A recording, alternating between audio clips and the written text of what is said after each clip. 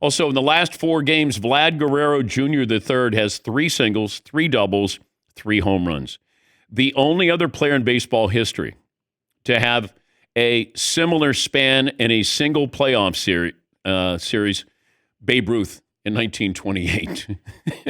Stat of the day, stat of the day, stat of the day, stat of the day. Here comes that what? Stat of the day.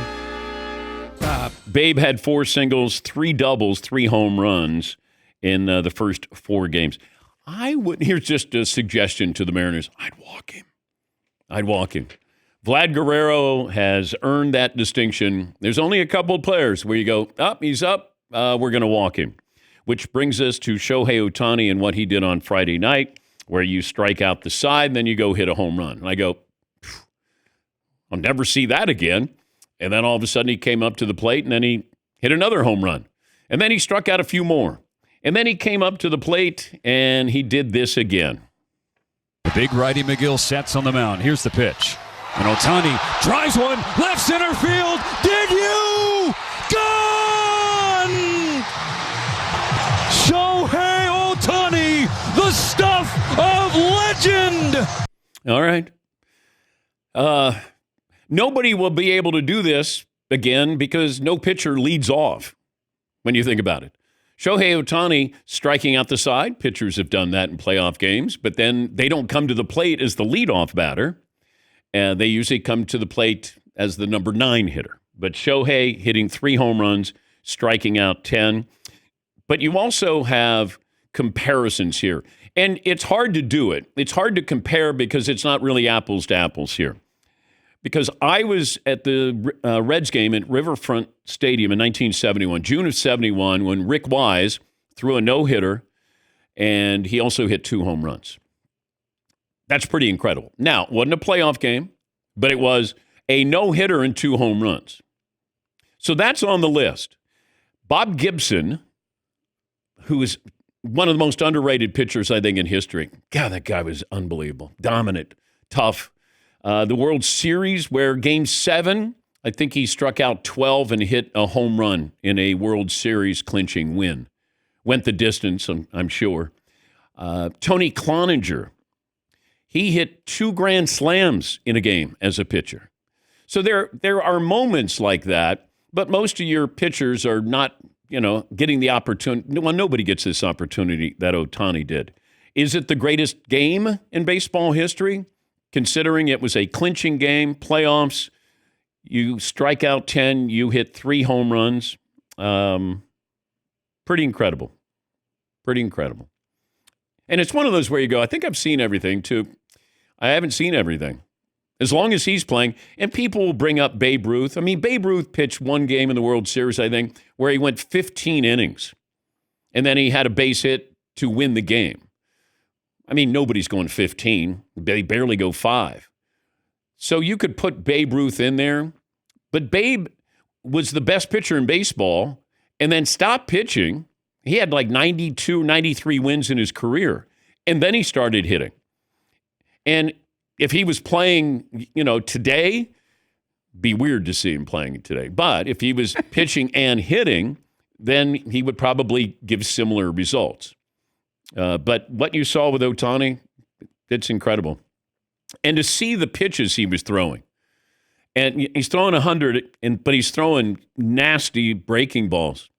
And that's what's scary to whoever's going to play the Dodgers. That pitching staff has been unbelievable. Bullpen, not so much, but that starting pitching has been wonderful. And Ohtani, when he came to the plate, and I thought, I wonder if they're going to pitch to him again. Boom. I said, yeah, well, they did. He hit it out of Dodger Stadium. I think Willie Stargell's the only other guy that might have done that. So I want to give you context of greatest games of all time if you include a pitcher and what he did hitting. And it's not to diminish anybody. It's not to single out and say that's the greatest of all time. It's happening right now, so recency bias with that. But we'll never see something like that again. I can't imagine seeing something. And by the way, what was lost on a lot of people is Ohtani had the lowest batting average of all the Dodgers starters. He wasn't playing well at all. First 3 games, not playing well at all. And even, the whole playoffs has not been hitting well. I think under 200. That's what was surprising is, okay, all right, he's back. And then all of a sudden, he's really back. Oh, my God, he's back. And then you strike out 10. But just to give you context, by the way, sitting when your team, so I had Bench and Rose. Now, it wasn't the big red machine. Now, they did have Concepcion, Bench, Rose, Perez. George Foster just got there in a trade, I think, from San Francisco. They didn't have Joe Morgan, but still got no hit. I went to 2 no-hitters that year against the Reds. Ken Holtzman of the Cubs.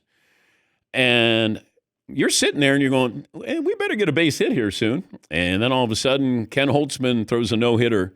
So the Reds were no-hit twice in 1971. And I'm at both of them. Yeah.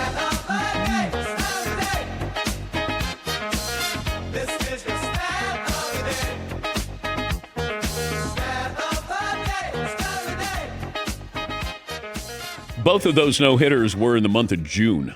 That's all I remember. And I had bad seats. I was in right field for Kenny Holtzman, and I was up the first base line for Rick Wise. Yes, Todd? June 23rd, 1971, Rick Wise at age 25, the no-hitter and 2 home runs at Riverfront against the Reds. And I think he had Adidas baseball shoes on. Like they were maroon Adidas. I remember I thought he had 3 stripes. So for some reason. Yeah, Paulie. Does the emergence of Ohtani help or hurt Babe Ruth's legacy? I'm not sure the answer on that. We're talking about him more. Yeah. But he's also getting dinged that, Ohtani's doing what only one other guy ever did, really, at the highest level. But it's not a comparison because Babe wasn't pitching and hitting at the same time. Now, you can say when he was pitching and he got 4 at-bats, how many times did he hit 3 home runs in a game? I guess you could make that comparison. But Babe is going to end up probably with more wins than Shohei Ohtani. I mean, Babe, is it 92 or 93 wins? I think that might be the number there. To throw in with the hitting, the home runs, the batting average. But you're talking about, a legacy here. You're talking about one of those iconic, boy, I was there and I got to see that. I can't imagine what it was like when Babe Ruth was playing. But you didn't have the advent of TV. It was radio. It was word of mouth. And you're just like, oh, my gosh, this guy. I remember thinking he must be 6'5". And he wasn't. Babe was probably 5'10", 5'11", 215, which is, as Tim Kirchin pointed out, he's about the same size as Rich Aurelia. And I go, oh.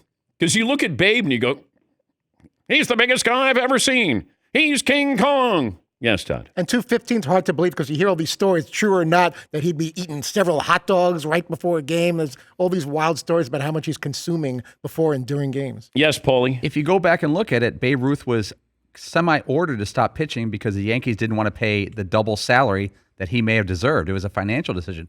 But in the postseason, Babe Ruth had 3 starts, all in the World Series. He was 3-0, 3 complete games, a .87 ERA. Yeah. Spotless. Yeah. But interesting that you can be the best pitcher. Imagine if that was happening. You're the best pitcher, but we want you to quit and be the best hitter in the game. But Ohtani's able to do both. And credit to him. It's fascinating to watch. And I think when he first started, I kind of looked at him like I did Bo Jackson. I'm like, God, how great would he be if he just did football with Bo Jackson or just did baseball? But that made him special. Ohtani, if he was just a hitter, how great would he be? Or how great would he be as a pitcher? But this is what you want. You want the novelty of that. Like Travis Hunter. Would we care about Travis Hunter if he was just playing DB or just playing wide receiver? No, probably not. Although he did have a touchdown yesterday.